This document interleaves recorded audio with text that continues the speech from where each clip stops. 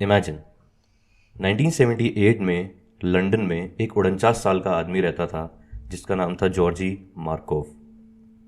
Georgy originally Bulgaria से था और 6 साल पहले ही लंदन आया था। वो लंदन में बीबीसी ब्रिटिश ब्रॉडकास्टिंग कंपनी में काम करता था। वो रोज़ ऑफिस पैदल जाता था और एक स्पेसिफिक रूट रोज़ लेता था। वो रोज़ लंदन के फेमस वाटरलू ब्रिज से गुजरता था जो थेम्स रिवर के ऊपर बना हुआ था।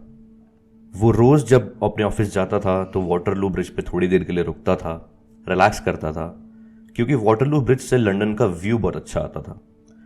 वाटरलू ब्रिज के एक साइड पे है वेस्टमिंस्टर पैलेस और दूसरी साइड पे है वर्ल्ड फेमस लंदन आई। 7 सितंबर 1978 की सुबह जॉर्जी अपने घर से निकला और उसने अपना रोज़ वाला रूट ऑफिस के लिए जाने के लिए पकड़ा। उस दिन लेकिन मौसम थोड़ा ख़राब था और अचानक रास्ते में बारिश शुरू हो गई। जॉर्जी जल्दी जल्दी चलने लगा ताकि फटाफट ऑफिस पहुंच जाए और बारिश में ज़्यादा ना भीगे।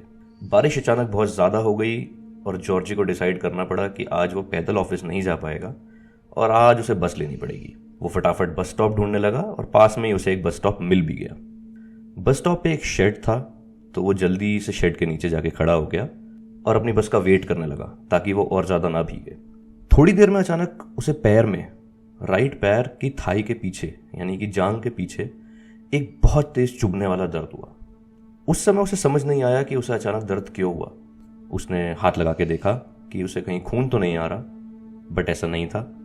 उसने पीछे मुड़कर देखने की कोशिश भी करी कि कहीं शायद उसे कुछ चुभा है, मगर बस स्टॉप पे ऐसा कुछ नहीं था जो उसे चुभ सके।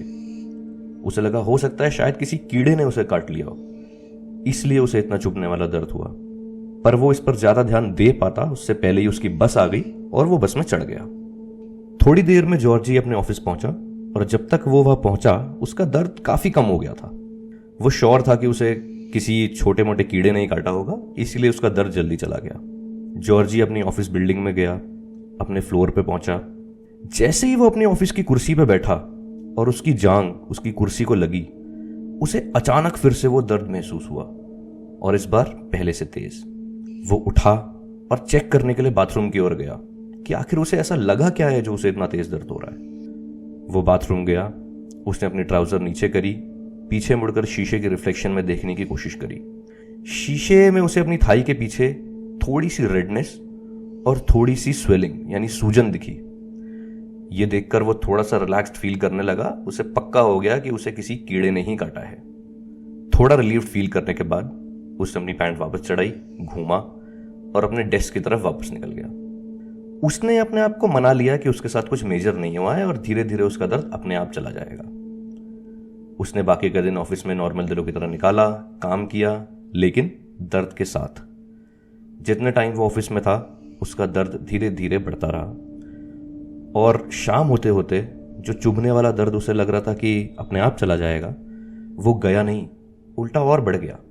शाम हुई, उसका काम खत्म हुआ और वो उसी दर्द के साथ अपने घर चला गया। उसकी बीवी ने दरवाज़ा खोला और उसकी शक्ल देख के समझ गई कि कुछ तो गड़बड़ है। जॉर्जी ने अपनी बीवी को कहा कि आज ऑफिस जाते हुए शायद उसे किसी कीड़े ने काट लिया, जिसकी वजह से उसे पैर में थाई के पीछे बहुत तेज दर्द हो रहा है। उसकी वाइफ ने निशान देखा और अब शायद वो निशान पहले से और ज़्यादा लाल हो गया था। उसकी बीवी ने उसे डॉक्टर के पास चलने के लिए बोला। जॉर्जी ने थोड़ा टालने की कोशिश भी की, बट उसकी वाइफ नहीं मानी और डॉक्टर के पास लेकर चली ही गई। जॉर्जी और उसकी बीवी हॉस्पिटल पहुंचे, इमरजेंसी रूम में गए। डॉक्टर जॉर्जी को ऑब्जर्वेशन रूम में लेके गया और उससे पूछा कि उसे हुआ क्या है। जॉर्जी ने अपना पूरा सुबह का एक्सपीरियंस बताया कि कैसे बस स्टॉप पे अचानक से उसे जांग के पीछे चुभने वाला दर्द स्टार्ट हुआ। उसने डॉक्टर को भी बोला कि उसे पक्का लगता है कि या तो कोई कील उसे लग गई है या शायद उसे किसी मधुमक्खी या किसी कीड़े ने काट लिया है। डॉक्टर ने जॉर्जी को अपना घाव दिखाने को कहा। जॉर्जी उठा, अपनी पैंट नीचे की और घाव दिखाने लगा। जब डॉक्टर देख रहा था तो जॉर्जी ने खुद भी देखने की कोशिश की। जैसे ही जॉर्जी ने घाव देखा वो दंग रह गया। वो घाव पहले से बहुत ज्यादा बढ़ गया था और बहुत ज्यादा लाल हो गया था। डॉक्टर ने घाव देखा लेकिन उसे भी कुछ खास समझ नहीं आया। उसने दूसरे डॉक्टर को बुलाया, उसने भी वो घाव देखा। दोनों डॉक्टर्स ने आपस में बात की और जॉर्जी ने पूछा कि जब वो बस स्टॉप पे था या जब वो बस स्टॉप पे जा रहा था, जब वो रास्ते में था, तब उसने अपने आसपास कोई सांप देखा था क्या। डॉक्टर्स ने बोला हम जानते हैं, सुनने में थोड़ा अजीब लग रहा होगा, बट आपके पैर पे ये जो निशान है ये ऐसा ही लग रहा है जैसे किसी सांप ने काटा हो। जॉर्जी ने बोला नहीं, मैंने ऐसा कुछ नहीं देखा, और आसपास बस स्टॉप पे सब कुछ एकदम नॉर्मल जैसा ही था। डॉक्टर्स ने बोला उन्हें जॉर्जी को एडमिट करना पड़ेगा क्योंकि उन्हें समझ नहीं आ रहा था कि ये क्या है, और चेक करने के लिए उन्हें कुछ टेस्ट्स रन करने पड़ेंगे जॉर्जी के ऊपर। उन्होंने जॉर्जी को एडमिट कर लिया और अलग अलग दवाइयां देके और अलग अलग टेस्ट्स रन करके वो चेक करने लगे कि आखिर जॉर्जी को हुआ क्या है। जॉर्जी पूरी रात हॉस्पिटल में रहा। अगली सुबह जब डॉक्टर्स ने जॉर्जी के पैर के देखा तो उसकी हालत और ज्यादा खराब हो चुकी थी। उसकी स्वेलिंग भी बहुत ज्यादा हो चुकी थी और उसका पैर बिल्कुल गुब्बारे जैसा लग रहा था। बॉडी के साथ साथ डॉक्टर्स ने नोटिस करा कि जॉर्जी मेंटली भी थोड़ा अजीब बिहेव कर रहा था। वो डॉक्टर्स को अपने आसपास ही नहीं आने दे रहा था और बार बार बोल रहा था कि कोई उसे मारने की कोशिश कर रहा है। फिर भी डॉक्टर्स उसका इलाज करने की कोशिश करते रहे, बट वो कुछ खास कर नहीं पा रहे थे। तीसरे दिन जॉर्जी की हालत पूरी तरह खराब हो चुकी थी। वो अपना मानसिक संतुलन खो चुका था। उसके शरीर में बिल्कुल भी जान नहीं बची थी। लेकिन अभी भी किसी को कुछ समझ नहीं आ रहा था कि जॉर्जी के साथ ऐसा हुआ क्या है और उसका इलाज अब कैसे करना है। और देखते ही देखते उसी दिन, यानी कि तीसरे दिन, जॉर्जी के ऑर्गन्स ने धीरे धीरे काम करना बंद कर दिया और जॉर्जी की मौत हो गई। उसकी मौत के बाद उसके शरीर को डॉक्टर्स ने पोस्टमार्टम के लिए भेजा ताकि उन्हें कम से कम पता तो चले कि ऐसा क्या था जिसकी वजह से जॉर्जी को पैर में दर्द हुआ और इतने इलाज के बाद भी उसकी मौत हो गई। जो डॉक्टर जॉर्जी का पोस्टमार्टम कर रहा था, उसने जब जॉर्जी के पैर को देखा जहां उसे दर्द हो रहा था, तो उसे उस निशान के नीचे जॉर्जी की स्किन के थोड़ा अंदर एक बहुत ही छोटी सी मेटल की बॉल मिली। डॉक्टर ने उस मेटल बॉल या डिस्क को माइक्रोस्कोप के नीचे रखा तो उसने देखा कि उस बॉल में 2 छोटे छोटे गड्ढे भी थे।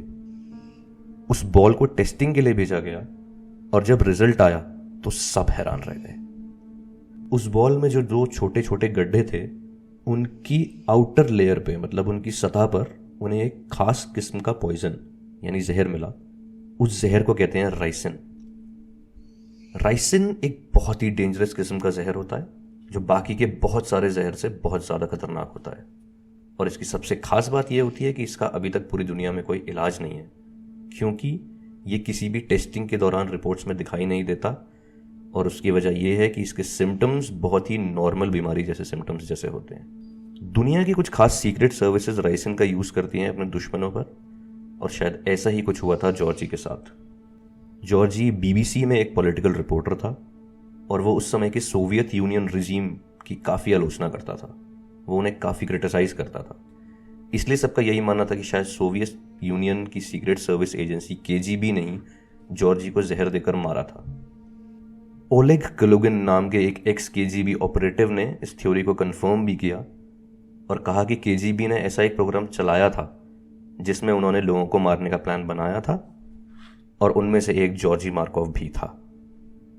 उसने बताया कि वो एक छोटी सी मेटल बॉल में 2 छोटे छोटे छेद करते थे और उसमें राइसिन भरते थे। उसके बाद वो उन दोनों छेदों के ऊपर एक वैक्स जैसी कोई चीज़ लगाते थे। इस मेटल की बॉल को वो एक खास तरह के अम्ब्रेला यानी छाते की टिप पे लगाते थे, और जिसे मारना होता था उसके शरीर पर कहीं भी ये छाता लगाते थे और एक खास ट्रिगर पुल करते थे। जैसे ही ट्रिगर पुल होता था, छाती की टिप से इंसान के शरीर में छेद होता था और वो बॉल बॉडी में घुस जाती थी। अंदर जाकर बॉल के छेदों पर लगा वैक्स बॉडी टेम्परेचर की वजह से पिघल जाता था और राइसिन बॉल से निकलकर बॉडी में एंटर हो जाता था। उस दिन एक केजीबी ऑपरेटिव ने जॉर्जी को फॉलो किया और जैसे ही वो बस स्टॉप पर रुका, उसके पैर में उस अम्ब्रेला के जरिए छेद करके राइसिन डाल दिया।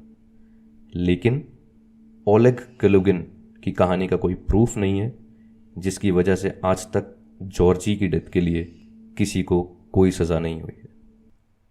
तो यहाँ ख़त्म होती है ये कहानी।